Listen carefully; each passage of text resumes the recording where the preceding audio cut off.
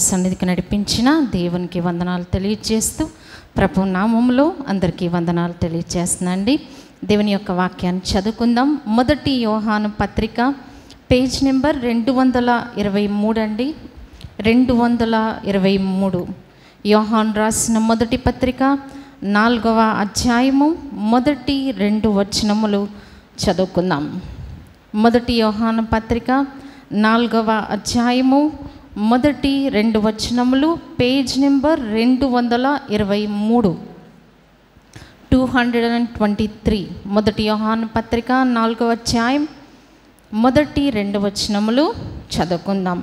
ప్రియులారా, అనేకులైన అబద్ధ ప్రవక్తలు లోకములోనికి బయలు వెళ్ళి ఉన్నారు కనుక ప్రతి ఆత్మను నమ్మక ఆయా ఆత్మలు దేవుని సంబంధమైనవో కావో పరీక్షించుడి. చాలండి. దగల మా తండ్రి పరిశుద్ధ మీకు అనేక వందనములు. మీ యొక్క కృపను బట్టి మమ్మల్ని సజీవులుగా ఉంచి దినము మీ యొక్క సన్నిధికి నడిపించినారు. వందనాలు చెల్లిస్తూ ఉన్నాం. మీ యొక్క లేఖన భాగములను ధ్యానిస్తూ ఉండగా మాతో మాట్లాడండి. మీ యొక్క స్వరమును మాకు వినిపింపచేయండి. సాతాను దాని క్రియలను లయపరచమని యేసు నామమున ప్రార్థించి వేడుకొంచున్నాం తండ్రి, ఆమేన్. యోహాను భక్తుడు తన పత్రికలో రాస్తూ ఒక ఇన్స్ట్రక్షన్, అంటే ఒక హెచ్చరిక ఇచ్చినట్లుగా మనం చూస్తున్నాం. ఏంటి అంటే అది 2వ లైన్లో, ప్రతి ఆత్మను నమ్మక ఆయా ఆత్మలు దేవుని సంబంధమైనవో కావో పరీక్షించుడి. ఇక్కడ విశ్వాసులకు భక్తుడు తెలియచేసే ఒక ప్రాముఖ్యమైన హెచ్చరిక ఏంటంటే ప్రతి ఆత్మను నమ్మక. ఇక్కడ ఆత్మ అంటే మనం ఏం చెప్పుకోవచ్చు? ప్రతి మనుషుని నమ్మక. ప్రతి దినము మన జీవితంలో చాలామందిని ఎన్కౌంటర్ అవుతూ ఉంటాం.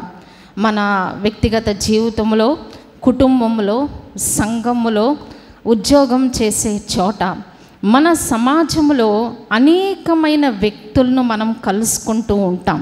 కానీ ఇక్కడ దేవుని యొక్క వాక్యం ఏం చెప్తుందంటే అందరినీ నమ్మవద్దు అని చెప్తూ ఉన్నారు. రెండవదిగా ఇంకొక మాట ఏం చెప్తున్నారంటే ఆయా ఆత్మలు దేవుని సంబంధమైనవో కావో పరీక్షించుడి. ఏం పరీక్షించాలంటే మనం టెస్ట్ ద స్పిరిట్ అన్నమాట. అంటే ప్రతి ఆత్మను కూడా మనం ఏం చేయాలంట? పరీక్షించాలట. సో పరీక్షించడం వేరు, తీర్పు తీర్చడం వేరు.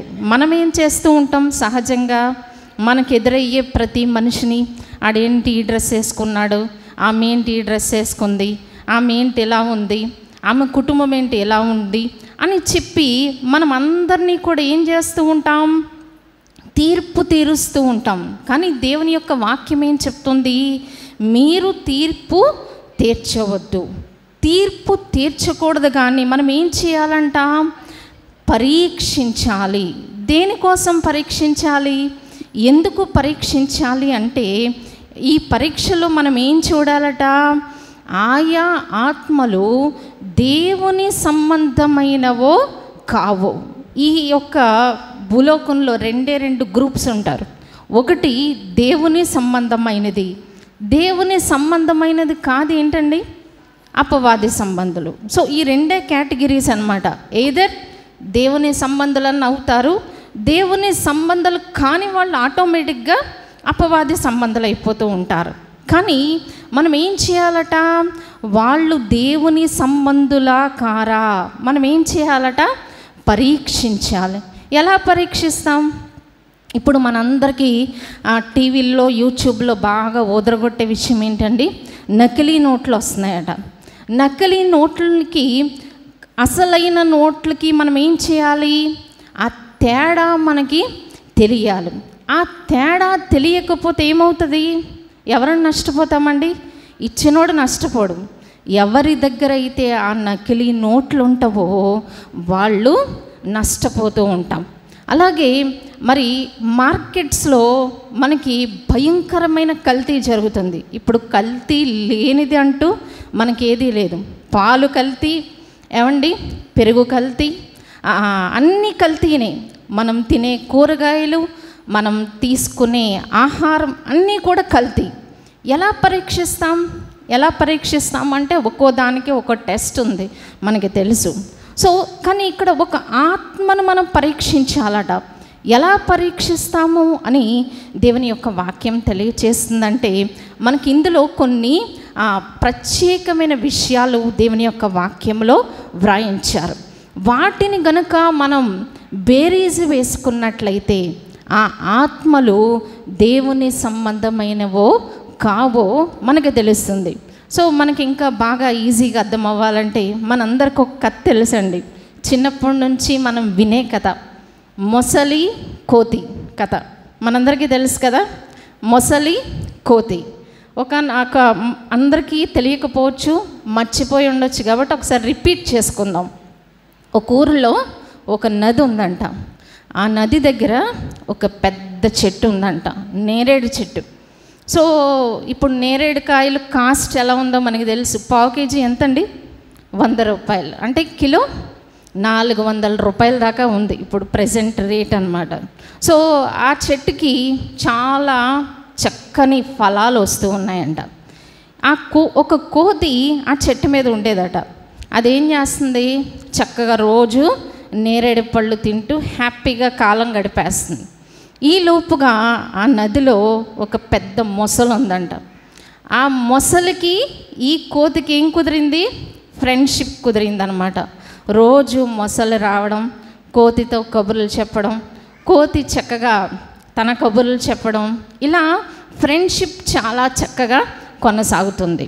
మరి ఈ కోతి ఏం చేసేదంట, రోజు ఆ నేరేడు పళ్ళు కొన్ని కోసి ఆ మొసలికి విసురుతూ ఉండేదట. ఈ మొసలు ఏం చేసేది, రోజు తన తింటమే కాదు తన భార్యకు కూడా కొన్ని పట్టుకెళ్తూ ఉండేదట. అలాగూ డేస్ గడిచే కొలది ఫ్రెండ్షిప్ బాగా పెరిగిపోయింది, ఇచ్చిపుచ్చుకుంటాలు ఎక్కువైపోయినాయి. ఒకరోజు ఈ భార్యాభర్తలు ఎవరు, మొసలి భార్య డిస్కస్ చేసుకుంటున్నాయంట.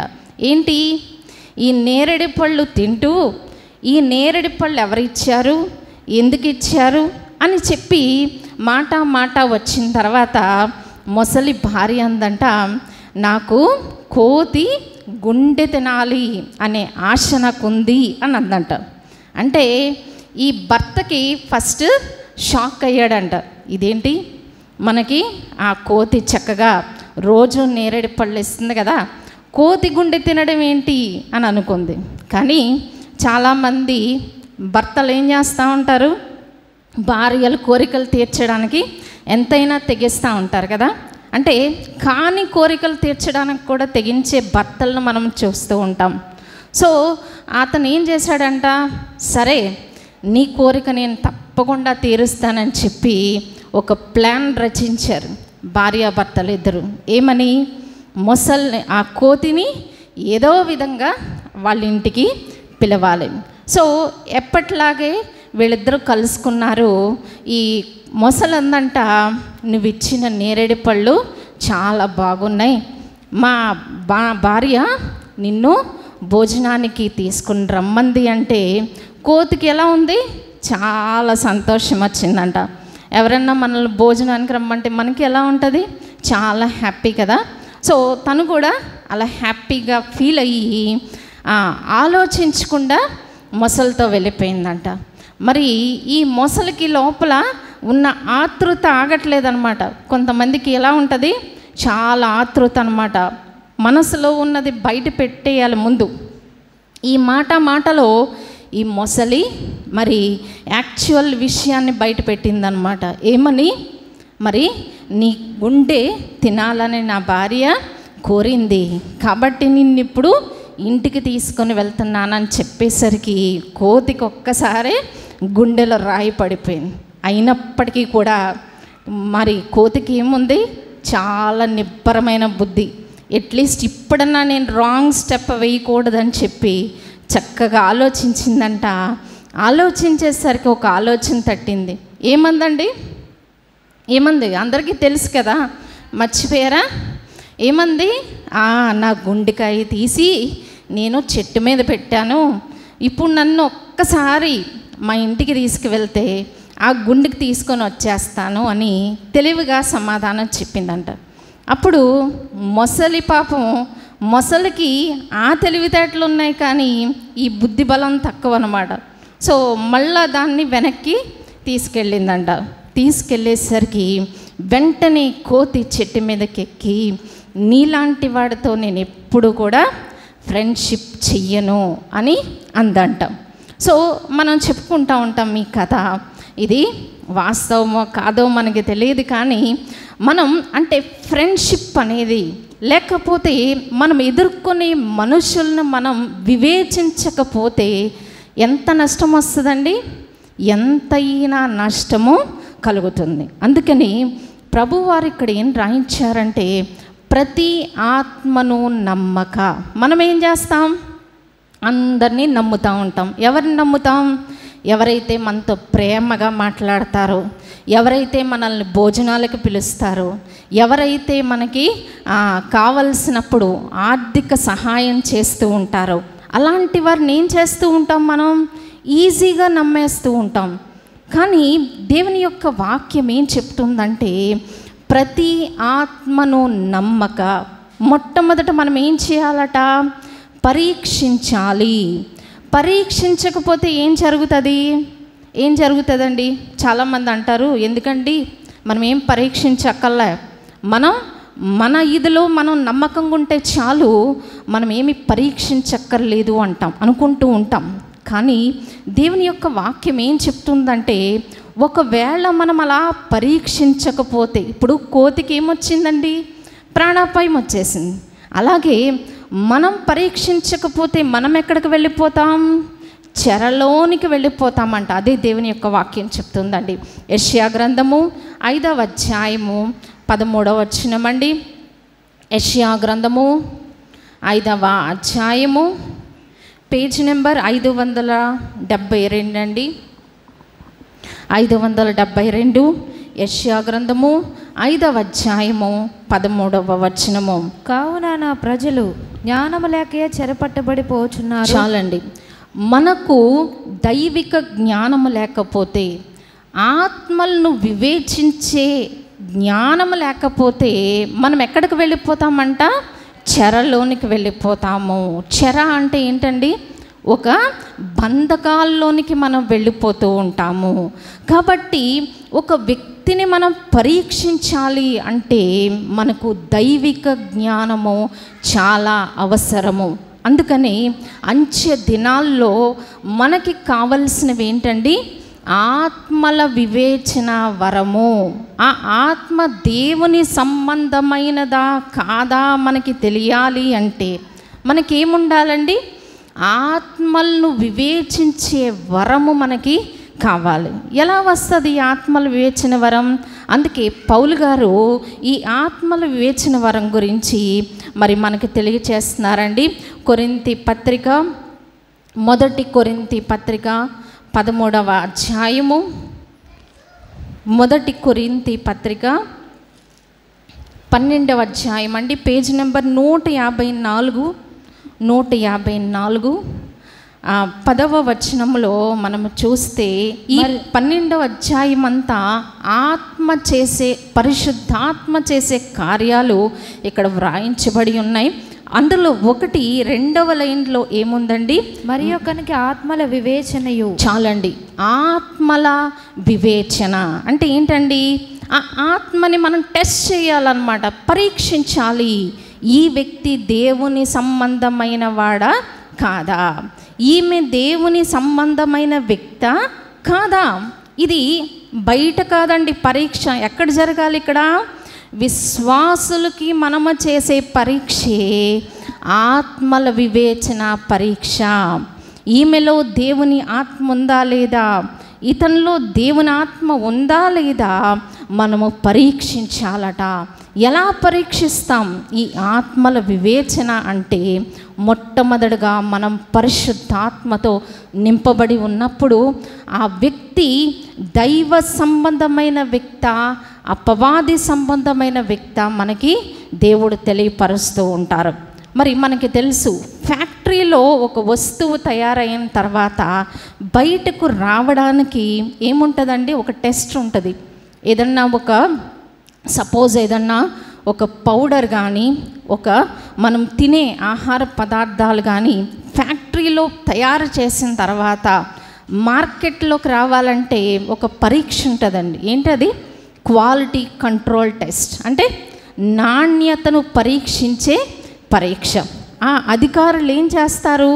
ఇది తినడానికి వీలైందా కాదా, ఇది తిన్న తర్వాత మరి ఆరోగ్యానికి మంచిదా కాదా అని పరీక్షిస్తూ ఉంటారు. అలాగే మనము కూడా ఏం చేయాలండి? ఒక ఆత్మ మన దగ్గరకు వచ్చి ఎన్నో మాటలు మాట్లాడవచ్చు. ఆత్మ వరము వేరు, ఆత్మ ఫలము వేరు. ఏమండి? ఆత్మ వరము వేరు, ఆత్మ ఫలము వేరు. సో వరము అంటే ఏంటండి? వరాలంటే ఏంటండి? పాటలు పాడడం ఒక వరం, వాక్యం చెప్పడం ఒక వరం, దేవుని మందిరంలో కార్యక్రమాలు చేయడం ఒక వరం. ఇలాగూ చాలా చాలా టాలెంట్స్ ఉంటాయి. కానీ వరాలు అందరికీ ఉంటాయి. కానీ మనం పరీక్షించాల్సింది ఏంటండి? ఫలము పరీక్షించాలి. సో ఒక వ్యక్తి దేవుని సంబంధమైన వాడా కాదా అని మొట్టమొదటి పరీక్ష దేవుని యొక్క వాక్యంలో మనం చూద్దాం. యోహాను పత్రిక, 3వ యోహాను పత్రిక,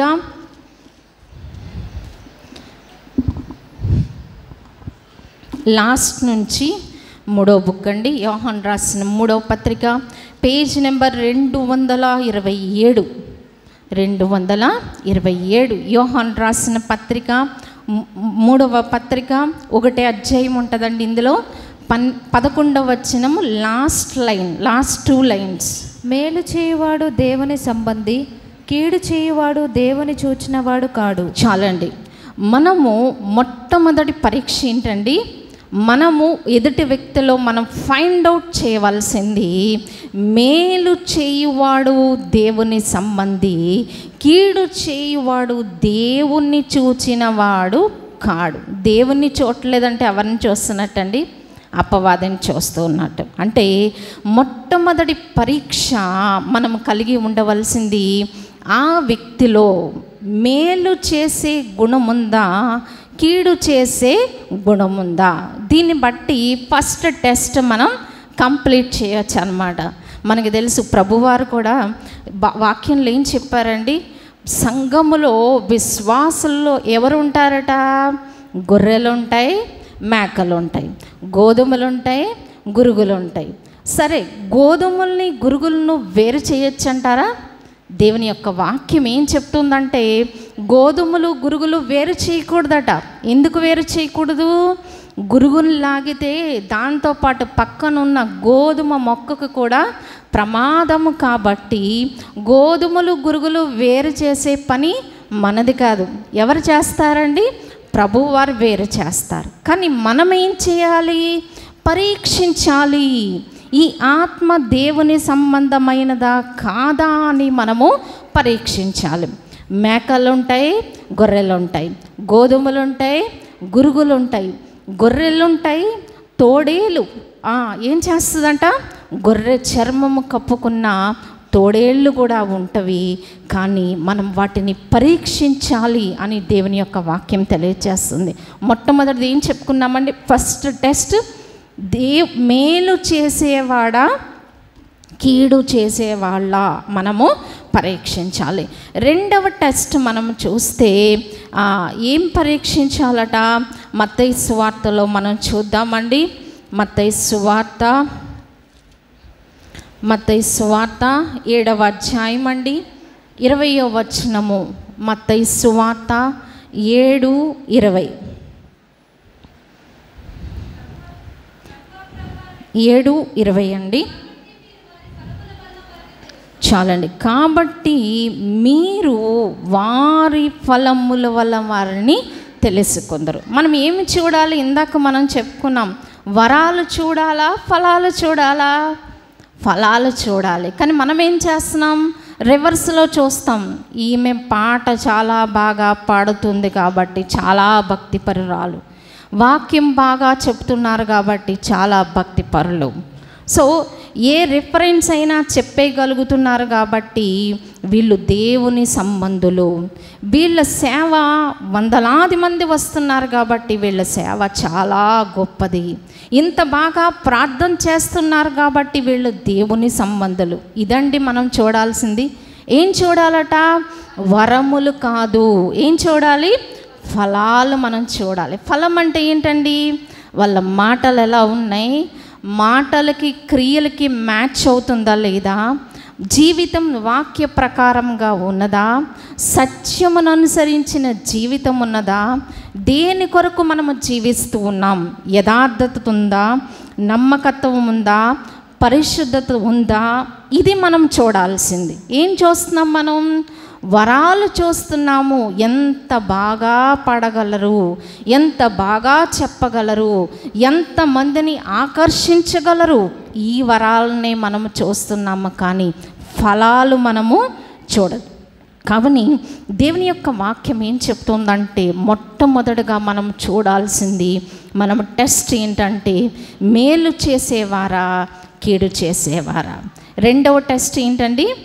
వరములు కాదు, ఫలాలు మనము చూడాలి. వారి ఫలము వలన మనము గ్రహించుకుంటాము. సో హృదయం నిండి ఉండి దాన్ని బట్టే నోరు మాట్లాడుతుంది. మాటలు ఎలా ఉన్నాయి, పనులు ఎలా ఉన్నాయి, క్రియలు ఎలా ఉన్నాయి, జీవితం ఎలా ఉన్నది, పరిశుద్ధత ఉన్నదా, నమ్మకత్వం ఉన్నదా, యథార్థత ఉన్నదా, మనము పరీక్షించాలి. సో ఈ విధంగా మనం పరీక్షించకపోతే గనుక మన జీవితాల్లో చాలా నష్టాన్ని మనం కొని తెచ్చుకుంటూ ఉంటాం. అందుకని అపోస్తలులైన పౌలు గారు ఏం చేశారండి? ఆయనకి పేతురు గారు, పౌలు గారు వీళ్ళందరికీ ఆత్మల వివేచన వరం ఉన్నది కాబట్టి అననీయ సప్పేరాలు డబ్బులు తెచ్చిచ్చినంత మాత్రాన అననీయ సప్పేరాన్ని పేతురు గారు నమ్మలేదు. ఆయన ఏమంటున్నారు? మీరు పరిశుద్ధాత్మను మోసపుచ్చుతున్నారు. వాళ్ళు దేవుని ఆత్మ కలిగి ఉన్నారా? మరి పరిశుద్ధాత్మను కలిగి ఉన్నారా? ఎవరు గ్రహించగలిగారండి? పేతురు గారు గ్రహించగలిగారు. సో మన జీవితాల్లో దేవుని ఆత్మను మనము కలిగి ఉన్నప్పుడు, ఈ ఆత్మల వివేచన వరాన్ని మనం కలిగి ఉన్నప్పుడు, ఆ వ్యక్తి ఎంత బాగా ప్రార్థన చేసినా, ఎంత బాగా వాక్యం చెప్పినా, ఎంతమంది సంఘాన్ని నడిపినా, అతనిలో దేవుని ఆత్మ ఉన్నదా లేదా మనం గ్రహించుకోవాలి, పరీక్షించి ముందుకు కొనసాగాలి. ఈనాటి కాలంలో విశ్వాసులు ఏం చూస్తున్నామండి? మనం పైన హంగు ఆర్భాటం చూస్తూ, ప్రజల యొక్క మెత్తనైన మృదువైన మాటలు చూస్తూ ఏం చేస్తున్నాం? మనం మోసపోతూ ఉన్నాం. దానికి ఎవరు రెస్పాన్సిబుల్ అండి? మనమే రెస్పాన్సిబుల్. ఎందుకంటే దేవుని యొక్క వాక్యములో దేవుడు ప్రతీది కూడా వ్రాయించినప్పుడు మనం స్టిల్ ఎందుకు మోసపోతున్నామంటే, దేవుని యొక్క వాక్యాన్ని బాగుగా మనం ధ్యానించకపోవటం వలన, ఆత్మలను పరీక్షించకపోవటం వలన వరములు మాత్రమే మనము చూస్తూ ఉన్నాం. కానీ ఫలాల్ని చూడకపోవటం వలన మన జీవితాల్లో ఆళ్ళొచ్చేది చెప్తే అది నమ్మేస్తాం, ఏళ్ళొచ్చేది చెప్తే అది నమ్మేస్తూ ఎన్నో నష్టాలు కొని తెచ్చుకుంటూ ఉన్నాం. కాబట్టి విశ్వాసులంగా మనకి కడవరి కాలంలో కావలసింది ఆత్మల వివేచన వరాన్ని మనం కలిగి ఉండాలని దేవుని యొక్క వాక్యం తెలియజేస్తుంది. సో పేతురు గారి గురించి పౌలు గారు విషయంలో కూడా ఒక ఆమె ఏం చేసేదంట? ఒక చిన్న పిల్ల, 15 సంవత్సరాల పిల్ల ఏం చేసేదంట? ఇతను సర్వోన్నతుడైన దేవుని యాజకులు అని చెప్తూ ఉంటే ఆ పొగడతలకి పౌలు గారు పడిపోలే. ఆయన ఏం చూస్తున్నాడు? ఆమెలో ఉన్న దురాత్మను ఆయన చూస్తూ ఉన్నాడు. ఆమెలో ఏముందండి? పుతోను అనే దెయ్యముతో ఆమె నింపబడి ఉన్నట్లు మనము చూస్తూ ఉంటాం. అలాగే విశ్వాసులంగా మన ముందు ఎవరు ఎంత భక్తి కనుపరిచినా, భక్తి వెనకాల ఉన్నది దేవుని ఆత్మ కాదా, నిత్యము మనం గ్రహించుకుంటూ ఈ కడవరి కాలంలో ముందుకు కొనసాగాలి. సో లాస్ట్గా చివరిగా ఈ డిజర్న్మెంట్, ఆత్మల వివేచన లేకపోతే ఎంతటి భక్తులైనా చివరికి నష్టపోతారు అన్నదానికి ఒక ఉదాహరణ మనం చెప్పుకొని మనం ముగించుకుందాం. యెహోషువ గ్రంథం అండి, యెహోషువ గ్రంథము 9వ అధ్యాయము, యెహోషువ గ్రంథము 9వ అధ్యాయము 183వ పేజీ అండి, 183వ పేజీ, పాత నిబంధన యెహోషువ గ్రంథము 9వ అధ్యాయము. ఇక్కడ మనము చూసినట్లయితే 3వ 4వ వచనములో 3-4 యెహోషువ యెరికోకును హాయికిని చేసిన దాన్ని గిబియోన్ నివాసులు విన్నప్పుడు వారు కపటోపాయము చేసి రాయబారులమని వేషం వేసుకొని బయలుదేరి తమ గాడిదలకు పాత గోనెలు కట్టి పాతగిలి చినిగి కుట్టబడి ఉన్న ద్రాక్షారసపు సిద్ధలు తీసుకొని పాతగిలి మాసికలు వేయబడిన చెప్పులు పాదములకు తొడుక్కొని పాత బట్టలు కట్టుకొని వచ్చింది.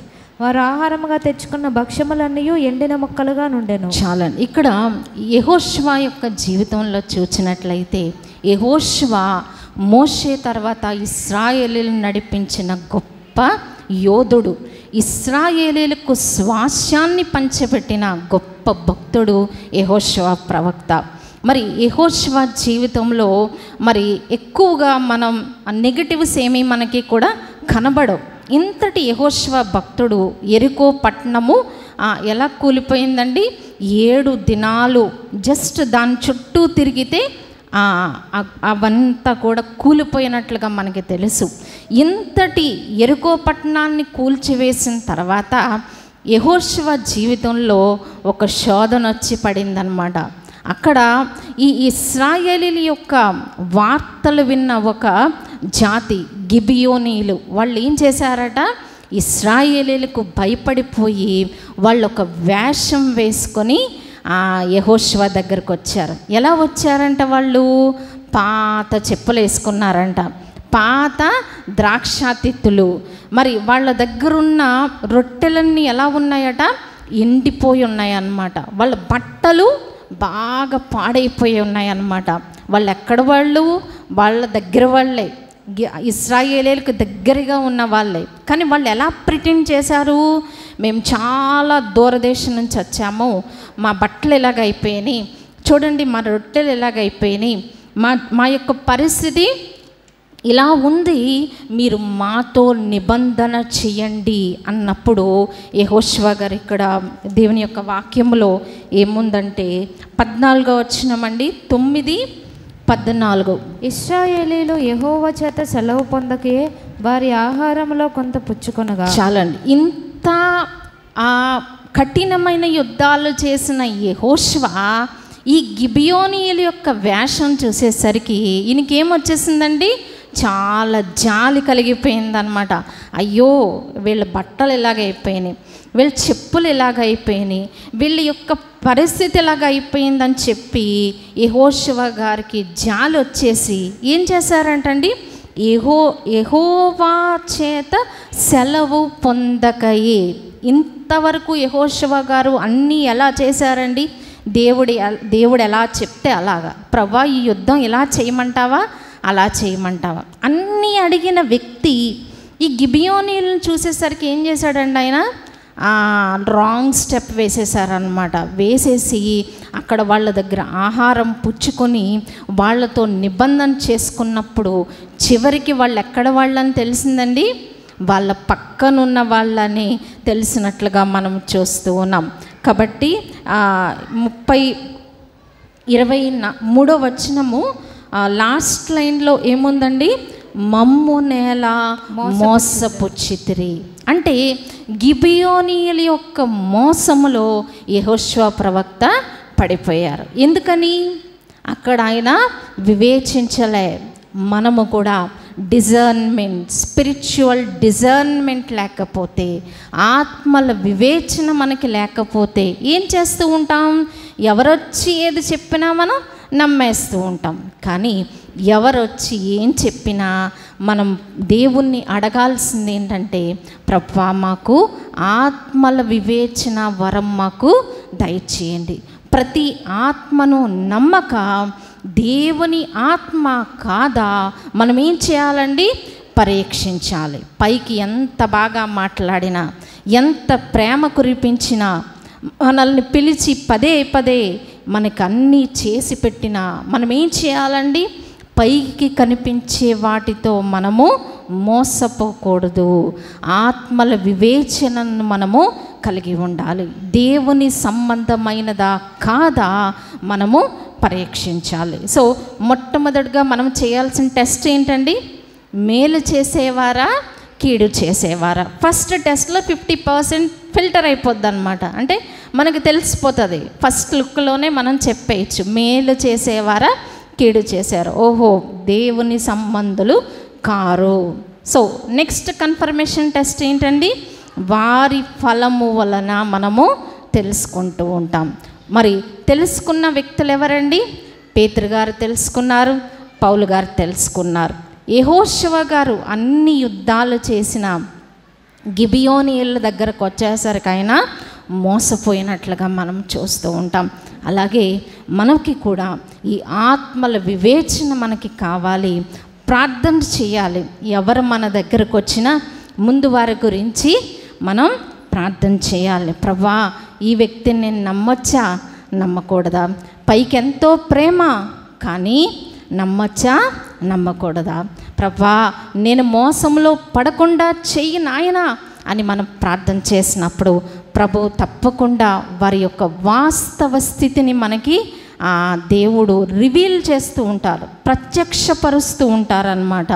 మనము ఎటువంటి మోసంలో పడకుండా ప్రభు అనుదినము మనకి సహాయం చేస్తూ ఉంటారు. ఎప్పుడు అంటే ఈ ఆత్మల వివేచన వరమును మనము కలిగి ఉన్నప్పుడు. సో ఇప్పుడు మనం కొన్ని వీడియోస్ చూద్దామండి. ఈ వీడియోస్లో మనం చెప్పుకున్న వాక్యాన్ని ఒకసారి మనం చూద్దాం.